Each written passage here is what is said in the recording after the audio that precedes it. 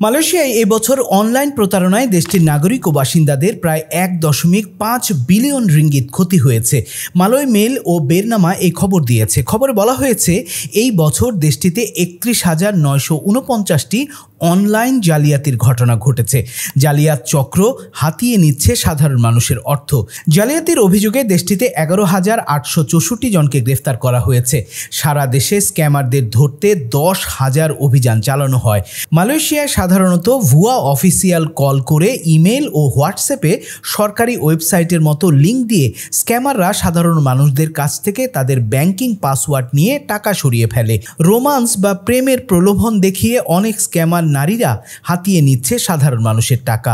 অবৈধ loan scam, কালো টাকা কারো অ্যাকাউন্টে পাঠিয়ে তা আবার তুলে নেয়ার ঘটনা, সামাজিক যোগাযোগ মাধ্যমে চাকরির লোভ দেখিয়েও স্ক্যামের ঘটনা ঘটছে মালয়েশিয়ায়। মালয়েশিয়ার স্বরাষ্ট্রমন্ত্রী সাইফুদ্দিন নাসুশন ইসমাইল বলেছেন, এসব স্ক্যামারদের কাজ ধরা সহজ কাজ নয়, তাই স্ক্যামারদের ধরতে আধুনিক প্রযুক্তি ব্যবহার করে নাগরিক বাসিন্দাদের সুরক্ষার কথা বলেছেন তিনি। মালয়েশিয়ায় আছে বাংলাদেশের প্রায় ৯ লাখ পেশাজীবী কর্মী শ্রমিক। অনলাইন জালিয়াতি নিয়ে তাদেরও সতর্ক থাকা প্রয়োজন বলে মনে করেন মালয়েশিয়ায় প্রবাসী বাংলাদেশিরা।